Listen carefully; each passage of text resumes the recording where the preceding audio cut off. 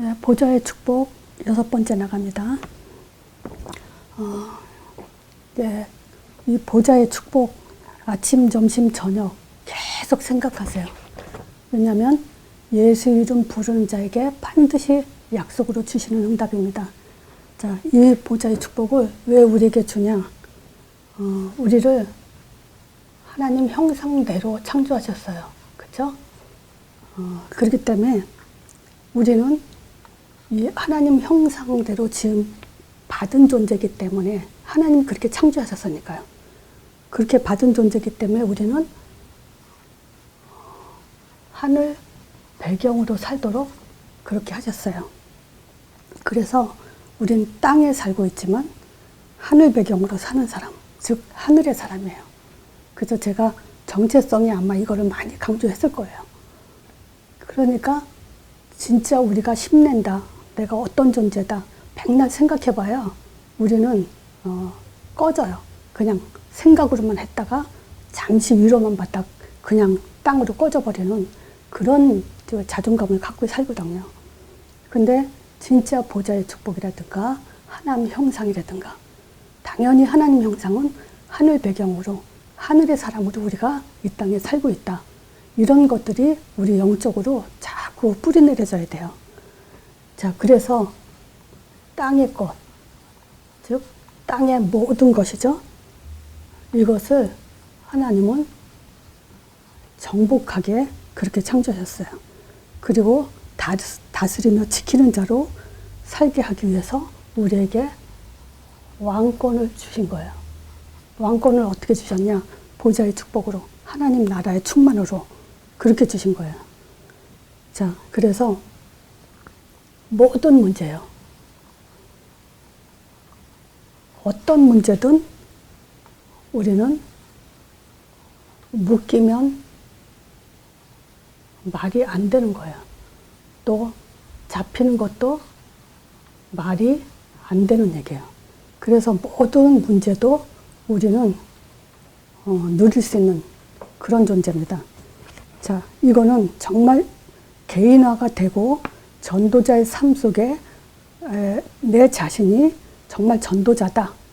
사도행전 속에 내가 들어가 그 인생을 살고 있다. 이 확신만 있다면 진짜 그때 비로소 누리는 게 뭔지 맛을 알게 될 겁니다. 자, 문제도 누릴 수 있어요. 그게 전도자의 삶입니다. 그래서 이 보좌의 축복이요.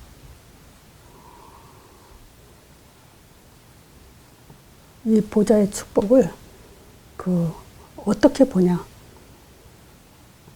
하나님 보게 하셨어요. 어떻게 아냐? 어떻게 보냐? 보게 하셨죠. 사도행전 1장 3절에 보면요. 40일 동안 하나님 나라에 대해서 집중하셨어요. 그러면 이 말은 뭐냐면요. 하나님 나라에 대해서 집중하면서 땅끝까지 가라 그랬죠. 그래서 보좌의 축복을 어떻게 보냐? 행전으로 보는 거예요. 사도행전으로 이미 보여주셨어요. 자, 그래서 오늘 베드로의 설교 5번째입니다. 사도행전 10장인데요. 이거 역시 굉장히 중요하고 의미가 있는 그런 내용입니다. 자, 이 사도행전 10장에 보면 고넬료와 베드로가 이제 그 환상을 보면서 이제 만남을 갖게 되죠. 자, 그렇다면은 이 시점에서 우리는 한번 그 과정을 봐야 돼요. 무슨 과정이냐면요. 하나님의 준비에 대한 과정.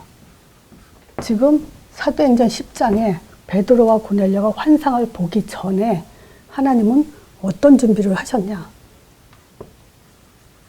언약 준비를 하셨어요.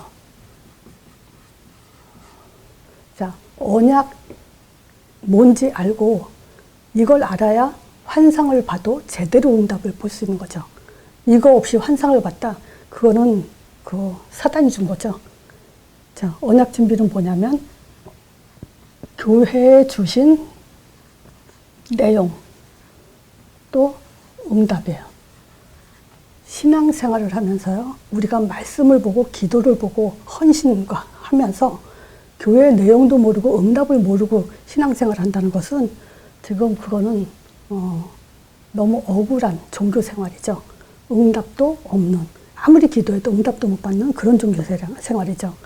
그래서 교회의 내용이 뭐냐? 마태복음 16장 16절이죠. 베드로가 고백했어요. 예수님이 직접 물어보셨어요. 그것도 4,000년 만에 직접 오셔서 왜 이 질문하셨냐? 제일 중요하기 때문에 하나님이 원하시는, 또 하나님이 목숨 걸고 하신 그 일이기 때문에. 그래서 사람들은 틀리게 얘기했고 베드로가 고백한 거죠. 예수님은 하나님의 아들 그리스도시라고. 자, 이걸 가지고 하나님은 뭐냐? 이건 이 세상에 땅에 있는 사람, 혈육이 알게 한 게 아니고 하나님이 알게 하셨다. 그래서 여러분들이 지금 주는 그리스도시요 살아계신 하나님의 아들이십니다. 이 고백하는 건요, 하나님이 알게 하시고 하나님이 주신 거고요. 우리는 하나님이 주신 것을 고백하는 존재라는 거예요. 그러면 얼마나 귀하냐? 하나님이 정말 자기 것을 다 줄 만큼 귀하게 여기는 그런 고백입니다. 왜냐? 하나님이 가장 듣기 원하시고 하나님이 이걸 목숨 걸고 하셨으니까. 그래서 이 땅의 모든 사람은 오직 이 고백 하나로 하나님은 응답과 축복을 주시게 돼 있어요. 다른 거 아무 소용 없습니다. 자, 이 고백으로 하나님은 바로 응답 주신다고 얘기했어요. 어떤 응답이냐? 어떤 문제가 와도 이기지 못한다. 반석 같은 응답, 내 교회 세우겠다. 음부의 권세가 절대 이기지 못한다. 그리고 하늘 문을 여는 열쇠를 준다. 다 줬어요. 이게 신자가 받아야 될 응답, 교회가 받아야 될 응답입니다. 자, 그리고 그 응답을 왜 주냐? 이제 땅끝까지 가라고. 이 말은 뭐냐면 이 고백을 계속해야 되고요. 이 응답을 계속 받으라는 얘기입니다. 그 방법이 사도행전 1장 8절이에요. 그래서 한마디로 권능을 주신다는 거예요. 자, 그리고요. 계속 사건이 터졌죠. 하나님은 이 사건 속에서 또 현장 속에서 준비하고 계신 게 있어요. 자, 사도행전 3장이죠. 저 앞에 행전은 안 쓸게요. 어차피 사도행전이니까. 자, 3장이요. 3장에 뭘 준비하셨냐? 안진뱅이를 준비하셨다가 아니에요. 예수 그리스도 이름이 현장에서 선포되도록 이 답을 주셨어요. 그래서 이 지구상에 최초로 예수 이름이 선포된 그 자리예요. 안진뱅이 일으킨 사건은. 그리고 뭐냐? 종교와 복음이 확실하게 갈라지는, 구분되는 그런 시간표였어요. 다시 말하면요. 지금 우리는 처음부터 끝까지 계속 예수 이름 말해야 돼요. 예수 이름으로 어떤 일이 일어나냐? 예수 이름으로 어떤 응답이 오냐? 예수 이름을 어떻게 해야 되냐? 땅끝까지 가야 돼요. 하나님은 자기 이름을 주고요. 그 이름이 믿음의 내용이고 방법이고 모든 것이에요. 자, 이 안진뱅이 일으킨 사건에 하나님은 예수 이름을 준비하셨어요. 그리고 이것 때문에 당연히 오는 게 사장의 핍박이에요. 안 올 수가 없어요. 왜냐하면 사단이 제일 싫어하기 때문에, 예수 이름은. 그래서 이 핍박 속에서 우리가 뭘 볼 수 있냐면요. 요 사단의 목적을 봤죠. 예수 이름 말하지 마라. 부활했다는 거 말하지 마라. 그리고 5장에 시험 또는 시기심 이런 것들이 있었죠. 요걸 가지고 바톤을 바꿨어요. 즉 우리가 시험들 있다. 있겠죠. 근데 진짜 제자라면요. 시험 안 들어요. 시험 들 머리도 없어요. 사실. 근데 만약에 시험 들었다. 영권 회복하세요. 하나님은 모든 문제 속에서 한마디로 뭐냐? 영권 회복하는 그 시간을 원하세요. 자, 6장에 그러니까 저기 사람들이 많이 모이죠. 근데 6장에 보면 히브리파와 헬라파 사람들의 이제 서로 갈등을 빚고 있죠. 이 갈등 속에서 시스템을 교회 안에 7 집사를 세우는 그런 시스템을 만들었죠. 자, 갈등이 있을 때 영적 시스템을 만드세요. 예를 들자면 쉽게 말하면 뭐 우리가 자꾸 화가 자꾸 난다. 그러면요 시스템을 만드세요. 무슨 시스템? 아침, 점심, 저녁으로 화내지 말자, 짜증내지 말자. 계속 그런 식의 영적인 시스템 그걸 만드세요. 그러면요 갈등 없어져요. 또 예를 들어서 어떤 사람하고 이런 관계가 별로 껄끄럽고 그 사람 만나고 싶지 않다. 막 그 교회 안에 만나기 싫은 사람이 있어. 그 갈등이 있어. 그러면요 생각을 바꾸세요. 바꾸는 것이 그 최고의 응답이에요. 그러니까 생각 가지고 정리하고 바꾸고 얼마나 좋아요. 이 생각을 줬다는 것이. 자, 갈등이 있을 때 우리는 영적인 시스템을 만들고요. 7장에 스데반의 순교 있어요. 7 집사 교회 안에 헌신봉사라고 세웠더니 스데반은 순교를 했죠. 이걸 통해서 절대 불가능한 일이 가능한 일로 바뀌었어요. 그게 뭐냐? 사마리아 땅에 빛이 들어가 버렸어요. 복음의 빛이. 이건 무슨 말이냐? 불가능이 가능하게 되는 그런 응답의 시간이죠. 자, 그리고 하나님은 뭘 또 준비했냐? 제자를 준비했어요. 바울이죠. 이 바울을 위해서 먼저 아나니아라는 이 사람을 준비해서 이 바울을 치유시켰죠. 그래서 아나니아는 바울을 치유시키는 치유자고요. 그리고 바나바를 준비했죠.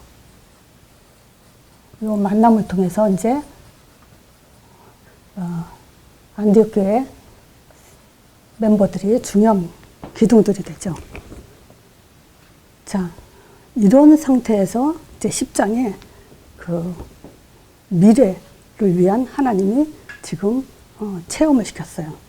자, 어떤 체험이냐?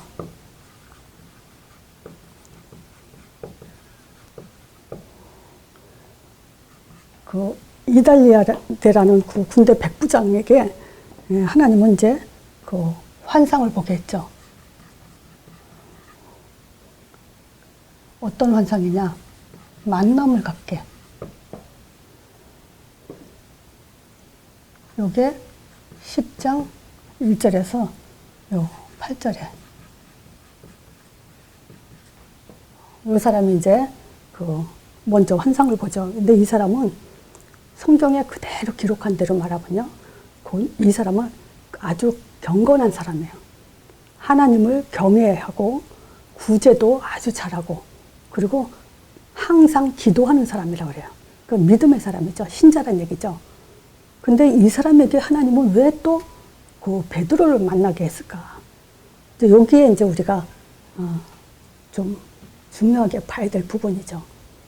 그러니까 이 고넬료라는 사람은 중심이 아주 좋은 사람이지 복음이 있는 사람이 아니에요. 그래서 하나님은 아무리 중심 좋아도 복음이 아니면 안 된다는 거죠. 자, 그래서 지금 이 사람에게 환상을 보게 하고요. 두 번째는 베드로죠. 10장 9절에서 35절에 베드로도 이제 기도하러 이제 지붕 위에 올라갔다가 마침 그 성경을 읽어보면 좀 그 헷갈리긴 해요. 이제 기도하러 올라갔는데 또 배가 고파요. 비몽사몽 지금 그러다가 환상을 보게 되는데 구약에는 절대 먹지 말라는 그 짐승들 얘기가 나오죠. 4발 가진 짐승과 기는 것과 공중에 나는 것들을 잡아 먹으라 그래요. 그거 뭐 불쾌한 것을 어떻게 먹냐고 거절하죠. 근데 이거를 3번이나 반복해서 그 3번이나 똑같은 것을 꾸니까 베드로 자신도 희한하죠. 이게 도대체 무슨 의미인가? 이게 무슨 뜻이냐? 하나님 왜 이런 걸 나한테 보여주냐? 라고 할 때 마침 고넬료한테 하나님 그러잖아요. 그 베드로한테 가라고 이제 장소까지 뭐라고 얘기하죠? 그 요빠라는 지역과 그리고 바닷가라는 구체적인 얘기, 그리고 거기에 피장 시몬이라는 집이 있는데 거기에 그 시몬 베드로가 있다. 자, 그러니까 이 사람을 만나라 그러죠. 그 자세하게 설명을 하죠. 그리고 나서 이제 그 2사람을 보냈는데 베드로가 그 시간에 또 이제 그 환상을 본 거예요. 그럼 누군가 왜 이렇게 3번이나 똑같은 꿈을 꾸겠나? 하나님 뜻이 뭔가 할 때 고넬료가 보낸 사람들이 이제 그 베드로 그 피장 시몬의 집에 머물고 있는데 거기에 이제 도착해서 베드로를 만나자고 얘기하죠. 그러면서 이제 그 하나님은 또 이방인을 또 못 만나면 안 되잖아요. 그러니까 또 하나님이 베드로가 이방인들은 보내버릴까봐 내가 보낸 사람이니까 만나라 그래서 또 불러들여서 이제 만나게 되죠. 그러면서 이제 베드로를 고넬료한테 데리고 가죠. 그러니까 고넬료한테 베드로가 와가지고 베드로가 뭐라 하죠? 왜 날 불렀냐라고 말하죠. 그때 그대로 고넬료가 자기가 하나님이 천사를 통해서 했던 말을 그대로 또 얘기를 하죠. 또 얘기를 해요. 뭐라 하냐? 시몬이란 요빠라는 곳에 지금 베드로라는 시몬이 있는데 바닷가에 피장 시몬이라는 집이 있다. 거기 가서 그를 만나라. 그렇게 하시기로 지금 내 사람을 보냈다. 그러면서 얘기하죠.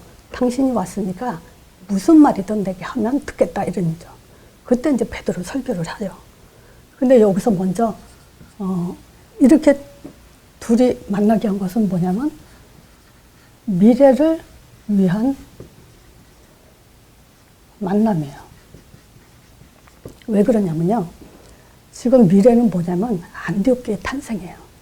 이 안디옥교에 탄생하기 위해서 베드로를 이방인이 복음을 듣는다는 것을 보게 하지 않으면 안디옥교에 탄생했을 때 이방인에게 복음을 못 전하도록 베드로가 막아요.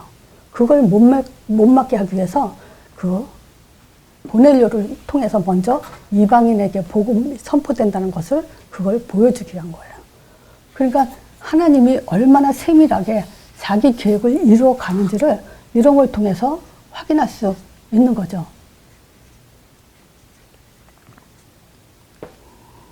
자, 이방 문을 열기 위해서.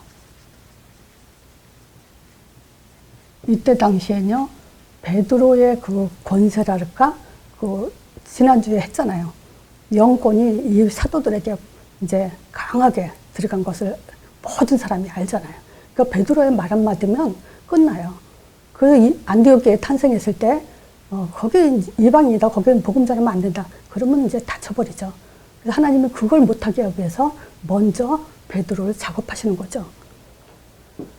자, 이때부터 베드로의 설교 5번째, 10장 36절에서 43절이에요. 설교 5번째입니다. 자, 먼저 깨달음을 얘기해요. 그렇죠. 우리도 메시지 할 때 복음을 어떻게 받게 됐는지, 내가 어떻게 살았고, 어떤 고통 속에 있다가 어떻게 복음을 받았는지 서론에 그렇게 얘기하듯이 베드로도 마찬가지예요. 뭐라 그랬냐면요. 진짜 내가 처음으로 이 하나님이 어떤 하나님이냐. 이 하나님은 진짜 사람을 외모로 보지 않는다. 그리고 각 나라 중에, 이 말은 뭐죠? 유대교만뿐만이 아니고 모든 나라 중에 지금 하나님을 경외하며 의를 행하는 사람은 하나님이 다 받으신 줄 내가 깨달았다. 이 얘기를 하죠. 그러니까 말하자면 모든 사람들에게 의를 행하고 있는 사람, 믿겠다는 사람한테는 하나님이 다 임하신다, 깨닫게 하신다. 이 얘기를 제일 먼저 하죠. 그러면서 36절에 무슨 얘기를 하냐면요. 그냥 말씀이 아니에요. 하나님이 이스라엘 자손에게 이미 만유의 복음을 이스라엘, 요거 이스라엘 약자입니다. 이스라엘 자손들에게 말씀하신 그 복음, 이 얘기를 해요. 그냥 뚝 떨어진 예수 그리스도가 아니에요. 자사손손이 조상, 언약의 조상에게 계속 전해 내려온 그 복음을 지금 얘기하고 있죠. 그러면서 뭐라고 얘기하냐. 38절에서 43절까지 이 복음을 얘기하는데, 첫 번째, 마귀에게 눌린 자.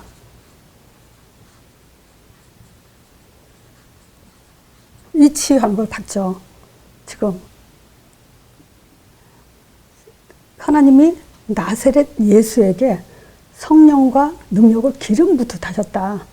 그러면서 저가 다니면서 착한 일을 행하시는데, 그 착한 일이 뭐냐, 마귀에 눌린 자를 고치면서 정말 그분이 하나님이 함께 하신다는 것을 우리가 지금 봤다.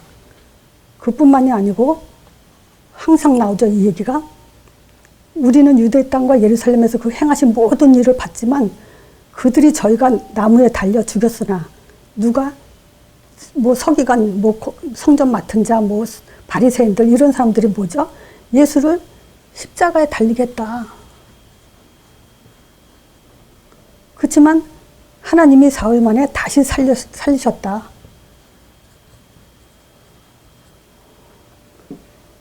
그러면서 중요한 얘기를 해요. 이렇게 다시 살려졌는데, 이 사건을 알게 하기를 모든 사람이 알게 한 게 아니라는 거예요. 모든 사람에게 알게 했지만 택한 자가 있다 그래요. 어떤 택한 자냐면요, 죽은 자 가운데서 일어나신 후에 같이 예수님, 부활하신 예수님과 음식을 먹은 우리에게, 우리는 택한 자다. 하나님이 택한 자가 뭐예요? 예수님이 십자가에 죽고 부활한 것을 본 자. 여기서는 자세하게 또 말했어요. 같이 부활하고 나서 성찬을 했잖아요. 그거 먹고 같이 먹고 한 그런 4개. 베드로 자신이죠. 나를 택했다. 이 얘기를 강조하죠. 그래서 내가 증인이다. 그래서 여러분들은 증인이에요. 어떤 증인이요? 예수가 하나님의 아들이시고 십자가 죽고 부활하신 그리스도시다. 이거 증인이에요. 딴 증인 아니에요. 그러면서 뭐라고 얘기하냐면요, 이분을 지금 뭐라고 이분이 명하셨냐. 백성들에게 전도하되 산자와 죽은 자의 재판장으로 정하신 자, 곧 이 사람인 것을 증거해라. 말하자면 예수님이 직접 말씀하시기를 뭐냐면, 이제 죽은 자와 산 자를 심판할 재판관이 된다. 심판자다. 그것을 증거해라. 이렇게 얘기하죠. 자, 그러면서 5번째요. 이제 43절에 그래요. 저에 대해서 모든 선지자도 계속 증거했다. 뭐라고 증거했냐. 저를 믿는 사람이 다 그 이름으로 힘입어. 이름에 힘입어서 죄사함 받는다. 이거를 증거해라. 이런 얘기하죠. 자, 이게 지금 베드로의 설교예요. 그래서 우리는 깨닫는 게 제일 중요해요. 기도 많이 한다고 중요한 게 아니고요. 깨닫는 게 중요해요. 그리고 계속 언약의 조상으로부터 전해 내려온 그 복음. 자, 그 복음은요, 모든 흑암을 꺾어요. 그리고 십자가 부활을 본 자, 지금 우리가 그 본 자죠. 그리고 믿는 자죠. 이런 자, 우리가 하나님이 택한 증인이에요. 그래서 예수님은 앞으로 산자와 죽은 자를 심판하러 오실 그런 심판자예요. 그래서 우리는 땅끝까지 그 이름에 힘입어 제사함을 얻게 하는 이 복음의 내용을 오늘도 내일도 매일 우리는 누리고 선포하고 또 준비하고 개인화하고 그러고 사는 것이 지금 하나님의 뜻입니다. 그래서 그 결과가 뭐냐. 이 말을 할 때 성령이 모든 사람에게 내려왔어요. 다시 말할게요. 요걸 생각할 때 성령 역사합니다. 요 말을 할 때 성령 충만하게 부어주십니다. 그러면서 베드로가 놀라죠. 함께 온 할례 받은 신자들이 이방인에게도 성령 부어주심을 보고 놀랐어요. 요 충만한 부어주신 거 가지고 놀라는 현장을 봤어요. 자, 여러분들은 안 놀라죠? 지금 베드로가 이 설교를 할 때 이방인들도 성령 충만 받으면서 그들에게 성령 부어주는 거 가지고 놀랐어요. 우리는 날마다 놀라야 돼요. 예수 이름이 얼마나 놀라운 이름인지 계속 놀라도 우리는 끝이 없죠, 사실은. 자, 그래서 어떤 미래가 준비됐냐? 사도행전 11장 19절에서 26절이죠. 안디옥 교회요. 근데 이 안디옥 교회는 이제 이방인에게 본격적으로 선교 사역이죠. 전도 선교 사역이죠. 그래서 지금은 이제 안디옥 교회 이미 이때부터 시작됐고 모든 교회는 이제 안디옥 교회부터 전도 선교가 어느 교회든 지금 하게 돼 있죠. 그래서 여러분들이 이 사도행전 11장 19절에서 26절의 응답을 받기 위해서는 뭐 물론 교회에서 이 시스템을 하면 더 좋겠지만요. 정말 한 나라 또 한 선교사를 위해서 기도하고 돕고 헌신하는 그런 응답을 받으셔야 돼요. 자, 두 번째 사도행전 11장은 안디옥 교회 탄생하면서 그 안디옥 교회 중심으로 13장에 5인 1조 팀이 구성되죠. 자, 이 5인 1조 팀이 구성될 때 13장에 어떤 일이 일어나죠? 5인 1조 팀이 돼서 바울과 바나바가 이제 온 성 가운데 지나 바보라는 그 지역에 이르렀을 때 바예수라는 사람을 만나죠. 좀 말하자면 박수 엘루마를 만나요. 이 사람은 박수 말하자면 점하는 사람이죠. 남자 점하는 사람. 자, 이 사람이 지금 그 총독 서기오라는 사람은 지혜가 있는 사람이라 이 바울과 바나바를 만나서 하나님 말씀을 듣고자 하죠. 근데 이 박수 엘루마가 뭐냐면 못 믿게 아주 힘을 써요. 그래가지고 바울이 성령이 충만해서 눈을 멀게 하죠.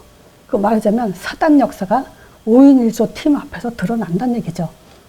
자, 16장에도요. 점하는 여정, 귀신 들렸어요. 귀신 들려 점하는 여정.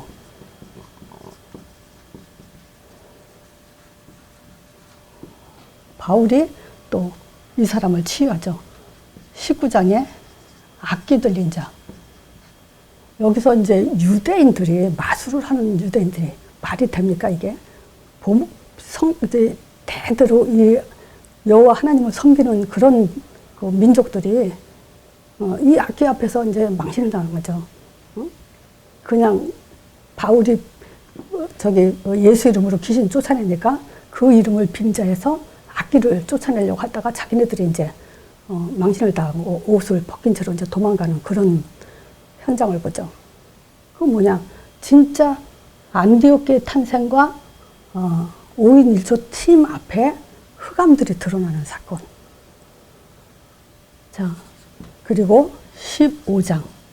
여기서 이제 오늘 베드로의 설교, 베드로가